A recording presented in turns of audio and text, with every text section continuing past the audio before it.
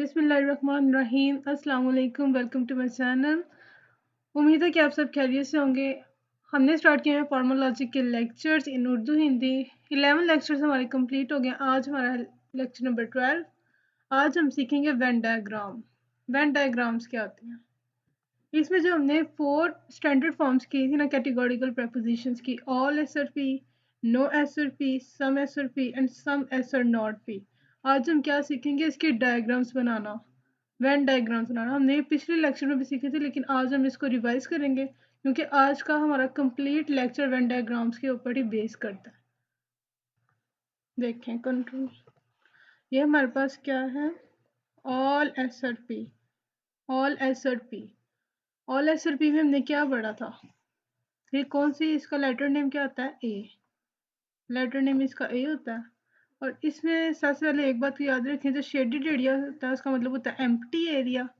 और placing an x in the area means at least one thing exist, कि S place बेशक कम से कम एक और एक से ज़्यादा भी हो सकती है। अब देखिए वेन डायग्राम ऑल एस और पी। ये हमारे पास एस है और ये हमारे पास पी है। वो कह रहे हैं ऑल एस और पी, जितने भी एस हैं वो पी हैं। अब ये जो हमारे पास एस का जो एरिया पी के अंदर आ रहा है ना, उसको हमने छोड़ के जो पी से बाहर हिस्सा है उसे हमने शेड कर दिया। इसका मतलब क्या है कि जो बाहर वाला हिस्सा है वो खाली है। अब ये जो एस का ये वाला हिस्सा है ना, अब ये जो एस का ये वाला हिस्सा है, ये वाला हिस्सा खाली है और बाकी जो एस बचा हुआ है ना, ये जो एस है ये वाला पी का हिस्सा हो गया। ये वाला एस खाली हो गया क्योंकि हमने एम्प्टी एरिया शेड कर दिया। और अब ये जो एस बचा है वो पी के अंदर है। अब जितने भी एस हैं वो पी हैं, ऑल एस और पी। ये फर्स्ट फॉर्म हो गई। अब देखिए नो एस और पी। नो एस और पी का लेटर नेम हमने पढ़ा था ई होता है। अब देखें नो एस और पी, कोई भी जो एस है वो पी नहीं है। अब हमने क्या किया, जो सा एस और पी का एरिया इंटरसेक्ट कर रहा है ना उसे हमने शेड कर दिया। अब क्या होगा कि एस और पी हिस्सा खाली हो जाएगा। अब एस अलग पी अलग। अब एस का कोई भी हिस्सा पी नहीं है। अब सम एस और पी, सम एस और पी का हमने लेटर नेम क्या पढ़ा था? आई। आई। तो अब हमने क्या करना है कि सम एस और पी, एस का कुछ हिस्सा जो है वो पी है।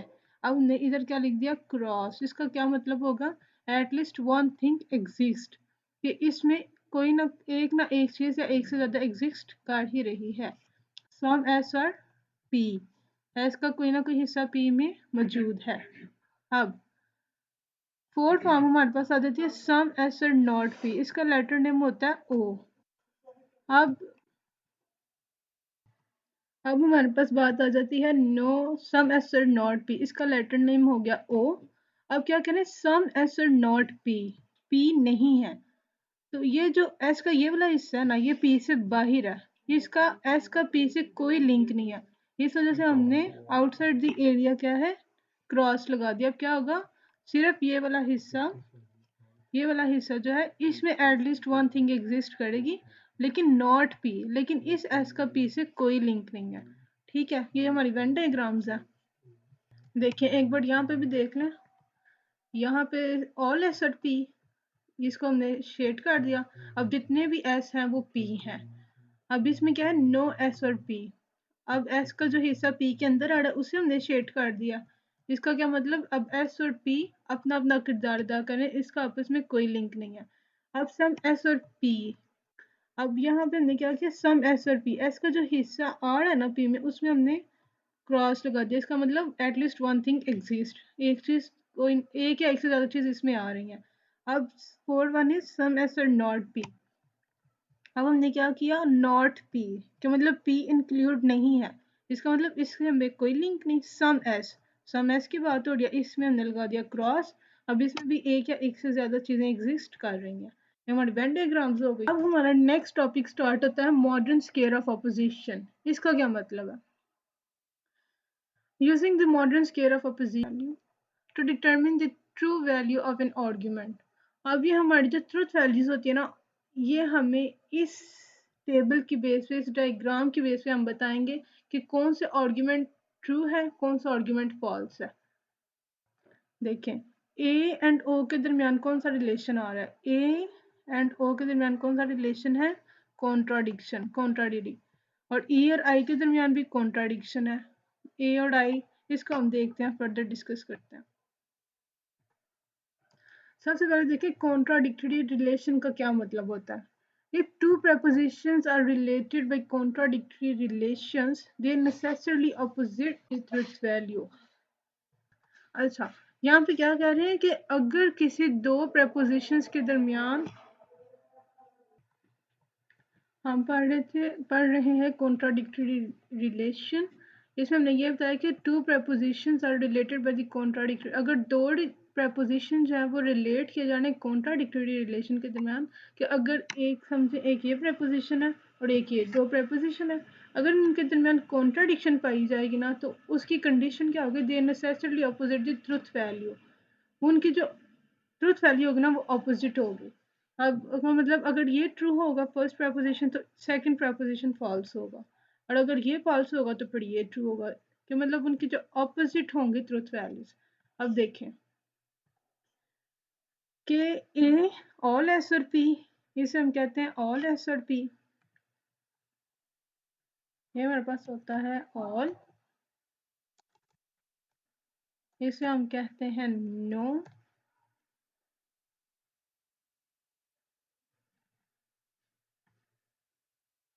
और इसे हम कहेंगे ऑल एस और पी, नो एस और पी, सम एस और P, some S are not P.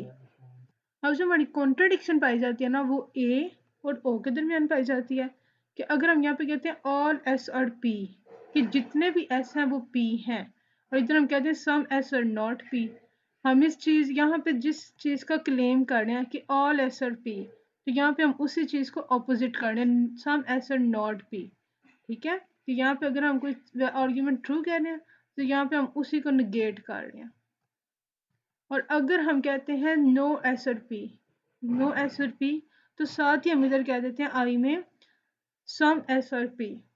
ठीक है ना, ये कॉन्ट्राडिक्शन पाई जा रही है, ई और आई के दरमियान कॉन्ट्राडिक्शन होती है, ए और ओ के दरमियान कॉन्ट्राडिक्शन होती है। अब हम एक एग्जांपल देखते हैं ई और आई के दरमियान। देखें, control, no animals are dogs, ये हमारे पास कौन सी प्रेपोजिशन है, ये हमारे पास कौन सी प्रेपोजिशन है, ये हमारे पास है ई, ये हमारे पास है ई प्रेपोजिशन, और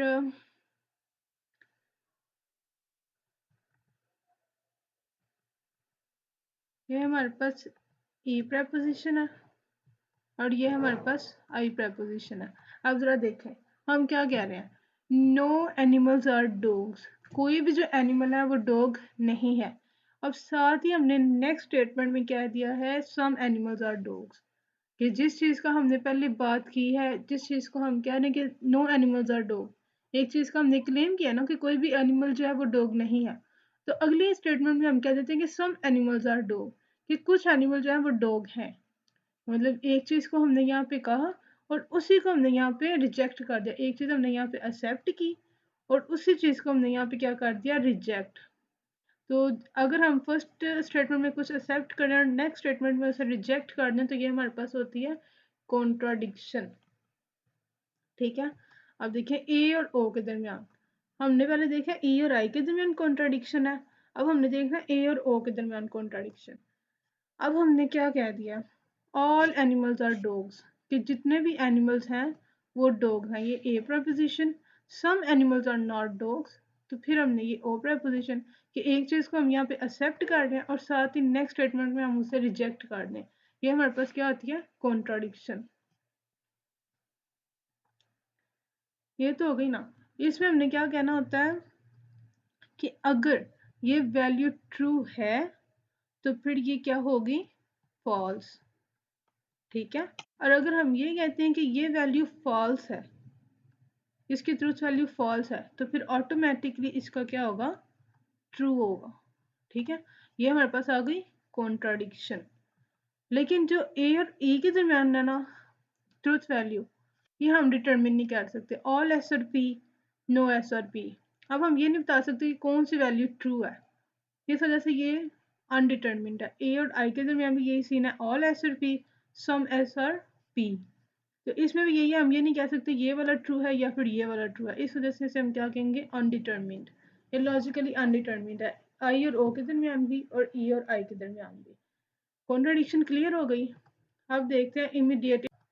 इमीडिएट इन्फ्रेंसेस क्या होते हैं? Immediate inferences is that in which the conclusion is drawn from a single premise। ये हमारे पास क्या होते हैं, हमने पीछे आर्गुमेंट में पढ़ा था कि टू प्रीमिसेस होते हैं, एटलीस्ट टू प्रीमिसेस और वन कंक्लूजन। लेकिन कोई ऐसी इन्फ्रेंस जिसमें हम एक प्रीमिसेस के बेस पे कंक्लूजन निकाल लें, उसे हम क्या कहते हैं, इमीडिएट इन्फ्रेंसेस। अब इसकी एग्जांपल देखें। Socrates, Plato and other man are mortal. ठीक है, ये हमने एक प्रीमाइस दिया, एक प्रीमाइस दिया और एक प्रीमाइस की बेस पे हमने अपना कंक्लूजन निकाल दिया, therefore all men are mortal. जब हमारे पास एक प्रीमाइस हो और उसके बेस पे हम कंक्लूजन निकाल लें तो उसे हम कहेंगे इमीडिएट इन्फ्रेंस। अब हमने ना जो इमीडिएट इन्फ्रेंसेस है ना, उसको हमने एग्जांपल देख लेते हैं। ये कंक्लूजन है और ये हमारे पास प्रीमाइस है, एक प्रीमाइस है और उसकी बेस पे हमने कंक्लूजन निकाला है। जब उसकी बेस पे हम कंक्लूजन निकालेंगे एक प्रीमाइस की बेस पे, तो हम उसे क्या कहते हैं, इमीडिएट इन्फ्रेंस। अब इसका हम बना लेते हैं वेन डायग्राम।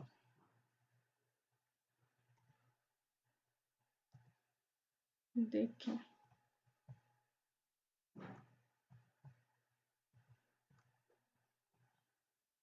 अब हम क्या करते हैं, इसकी ना वेन डायग्राम बना के देखते हैं। Some T are not M, premise, conclusion. देखें, ये है हमारे पास।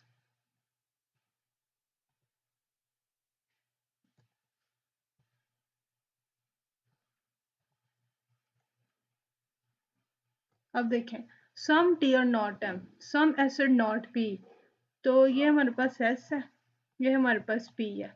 हम क्या कह रहे हैं, some S are not P, S का पी नहीं है, तो यहाँ पे आ गया, सम की बात हो रही है। अब कॉन्ट्राडिक्शन हमारे पास देखें।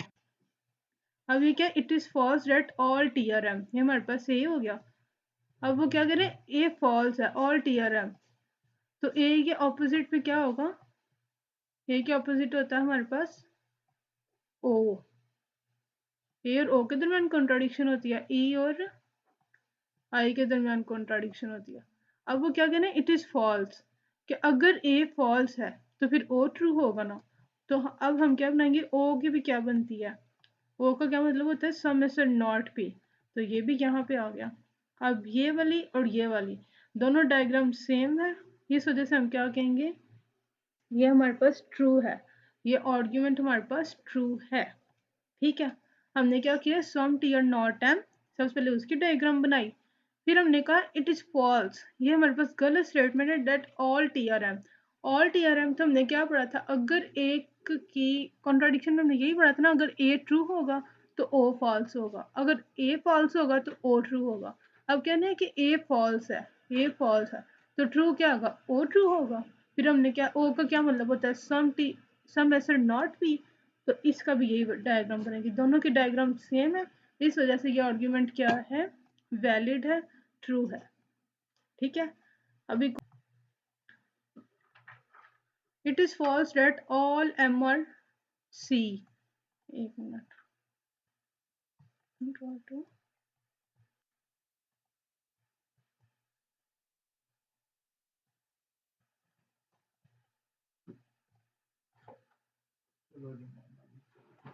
अब देखें, ऑल एम आर सी, कि जितने भी एम है वो सी हैं, ये हमारे पास ए हो गया। लेकिन वो क्या कहना है, इट इज फॉल्स, अगर ये फॉल्स है तो ट्रू क्या होगा, ओ ट्रू होगा, क्योंकि इसमें कॉन्ट्राडिक्शन है, ये एस, ये पी, तो इसमें कॉन्ट्राडिक्शन है, ऑल एम आर सी। तो डायग्राम किसकी बेस पे बनेगी, इस पे, ओ की बेस पे बनेगी कि ओ ट्रू है, therefore no M are C. तो नो एम आर सी का मतलब होता है ई, मतलब नो एम आर सी, ये हमारे पास एस, ये हमारे पास पी, नो एस और पी। अब हमने क्या कर दिया, इस जो बीच वाला एरिया ना, इसे हमने शेड कर देना।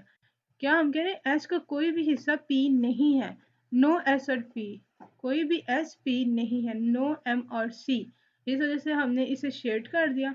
अब एस का और पी का आपस में कोई लिंक नहीं है। अब देखें ये डायग्राम और ये डायग्राम, ये हमारे पास ऑपोजिट हो रही है, ये मैच नहीं कर रही, इस वजह से ये क्या है, इनवैलिड है, ये आर्ग्यूमेंट ट्रू नहीं है, ये फॉल्स है। ठीक है, आज के लिए इतना ही, फर्दर डिस्कस करेंगे नेक्स्ट लेक्चर में। If you have any Curie you can ask me in comment box and you can also DM me on Instagram, and if you are visiting my channel first time, so don't forget to subscribe and also share this lecture because sharing is caring। अब मुलाकात होगी next lecture में, तब तक के लिए अल्लाह हाफिज।